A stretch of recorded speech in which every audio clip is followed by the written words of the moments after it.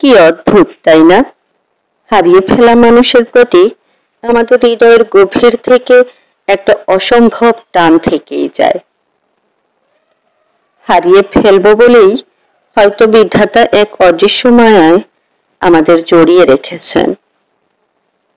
তারা চলে গেলেও এই মায়ার চাদরে ঠিকই থেকে যায় তারা, আমাদের ইচ্ছের বিরুদ্ধে।